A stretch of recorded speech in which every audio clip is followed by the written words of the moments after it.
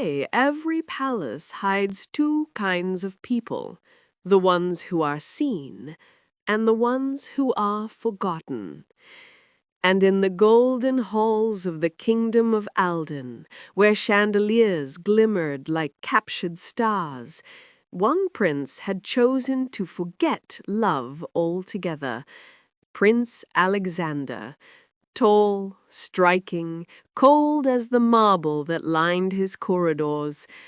To the world he was perfect, a royal sculpted from tradition and power.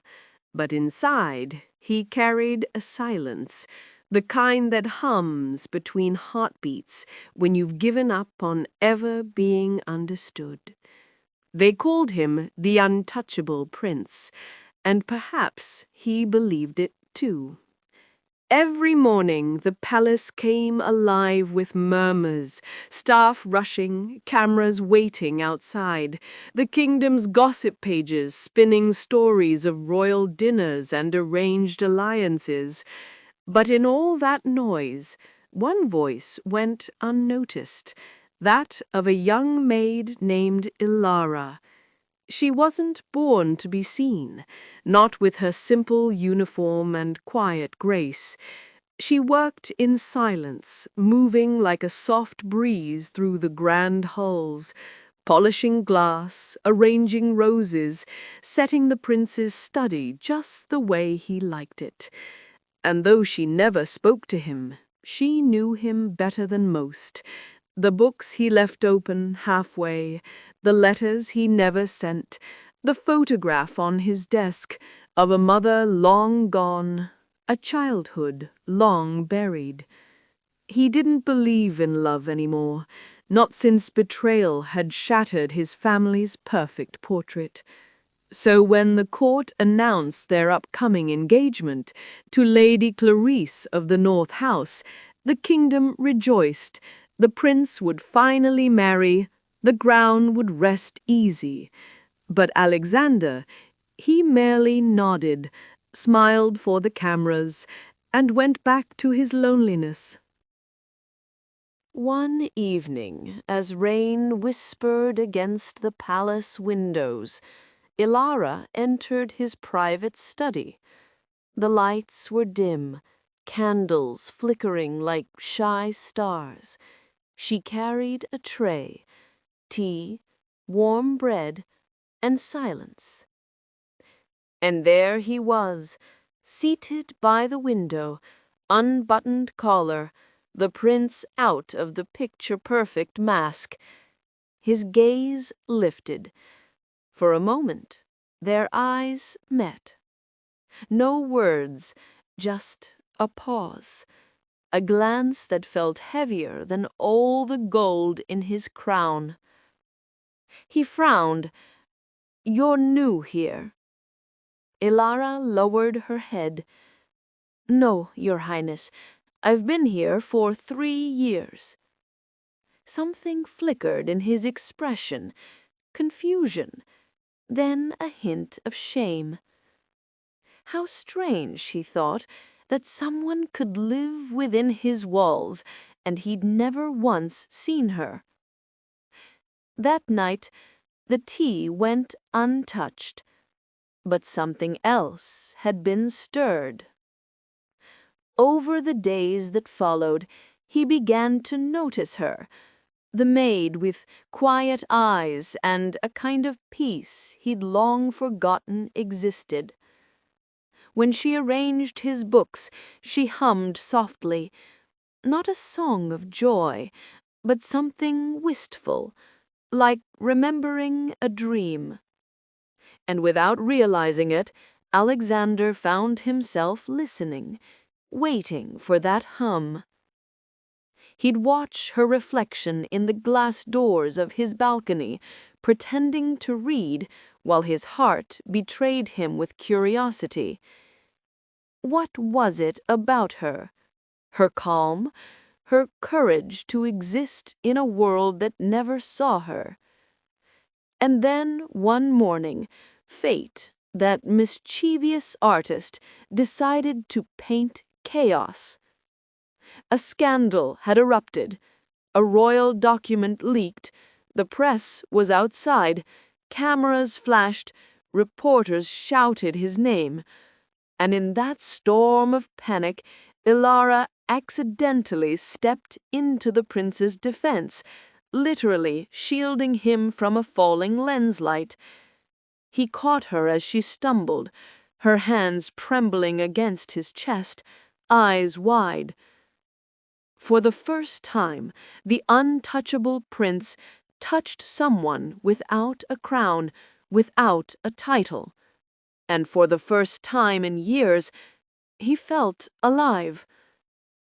That single moment, heartbeat to heartbeat, changed everything. But they didn't know it yet. The world wouldn't forgive a prince who fell for a maid. And love was about to walk a dangerous line between heaven and ruin. Stay close to the fire, my friends, because in part 2, the prince will start breaking his own rules, and the maid will learn that some love stories come with a crown and a curse. Prince Alexander had lived his whole life beneath those rules. He wore them like armor, but after that night, after Ilara's trembling hands brushed against his heart, the armor began to crack. He told himself it was nothing, a passing thought, a servant doing her duty. But the next morning, when he walked into the library and saw her dusting the tall shelves, sunlight glinting off the old glass windows, he forgot every royal commandment ever written. She turned, startled. "Your Highness, forgive me, I didn't know." He smiled, faintly, almost awkwardly. "You're not interrupting." That was a lie. She was interrupting his peace, and yet he wanted her to. For a moment, silence stretched between them, delicate as lace, dangerous as truth. He wanted to ask her name, though he already knew it. He wanted to ask why her voice lingered in his thoughts, though he feared the answer. Ilara bowed her head. "Should I leave, sir?"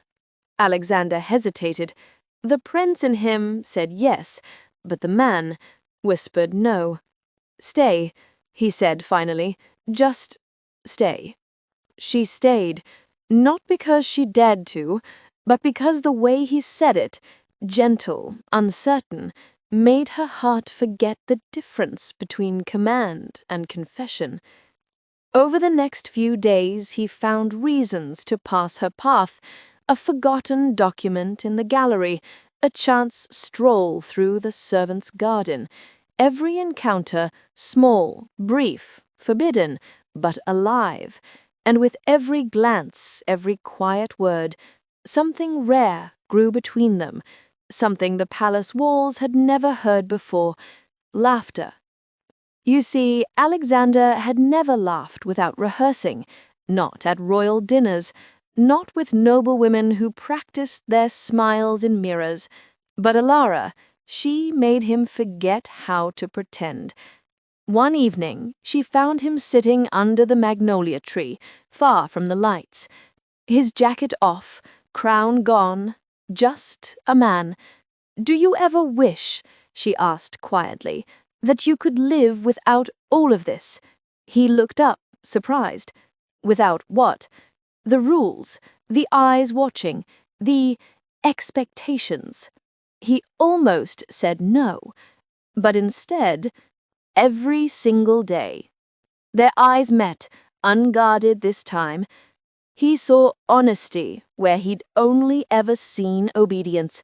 She saw kindness where she'd only ever seen command.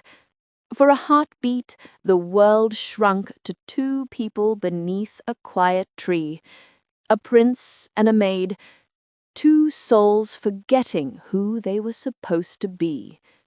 And just when the moment felt perfect, a sound, the sharp click of a camera shutter, somewhere behind the hedges. Ilara gasped. Alexander's blood ran cold. A journalist, a royal spy, someone had seen them. In a kingdom obsessed with scandal, a single photograph could ruin them both. He stood, his voice firm now, the prince returning.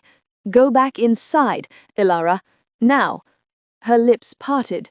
"But, Your Highness, please." That one word, please, carried more fear than command. She turned and ran, heart pounding, tears stinging her eyes. That night the palace buzzed. Not a word was said, but whispers traveled faster than truth. A maid near the prince, a rumor of impropriety. The walls themselves seemed to breathe gossip. And by dawn, Alexander knew his private secret was no longer his own. The palace advisor, Lord Evermont, entered his chamber with a file in hand. "Your Highness," he said gravely, "the press has a photo. It will go public in hours." His voice hardened. "Destroy it." Evermont hesitated. "With respect, sir, the council suggests another solution. Distance yourself. Deny her." The words sliced deeper than he expected. "Deny her," he repeated quietly, as if love were a rumor that could be erased. That was the moment the prince realized loving her wasn't just forbidden, it was dangerous. But love doesn't listen to politics, and hearts don't care for royal decrees. He knew what he had to do. He had to protect her, even if it meant pretending she meant nothing at all. But you and I both know, when a prince tries to bury his heart, fate loves to dig it back up. So stay close, my friends, because in part 3, whispers in the palace walls, secrets will spill, loyalty will break, and love will learn just how cruel a crown can be. Stayed silent. He didn't deny her. He didn't defend her. He just watched from afar as Ilara's world crumbled under the weight of his crown. When the king returned from his tour abroad, his words were colder than winter. "Alexander, you will end this nonsense. The kingdom must not bleed for your foolishness." And so, the prince who had never feared war now trembled at the thought of losing the only person who made him feel human. That night he went to the servants' quarters for the first and last time. Ilara was packing, eyes red, hands shaking. She didn't look up when he entered. "You shouldn't be here, Your Highness," she whispered. He took a step closer. "Don't call me that. Not tonight." The kind that breaks louder than thunder. "I tried to protect you, but everything I touch gets dragged into the storm." Her voice trembled, but it didn't break. "And yet, I'd walk through that storm again if it meant you'd look at me the way you just did."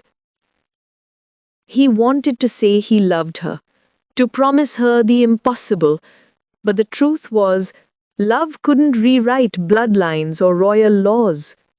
So instead, he reached for her hand, the same hand that once served him tea, and pressed a kiss upon it like a vow made to the wind.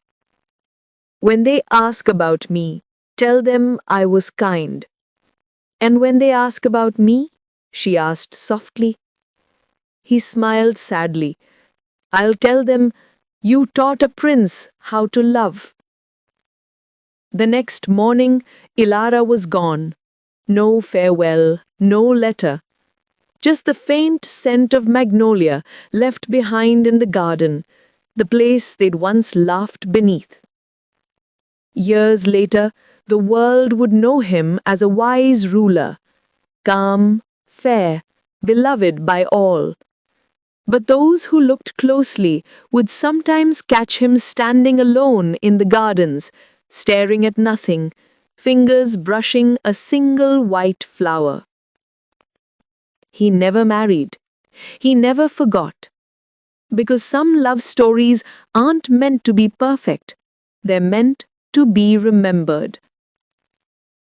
So if you ever find yourself in the gardens of Alden Palace and you see a single magnolia blooming in winter, know this: love may fade from sight, but never from the soul.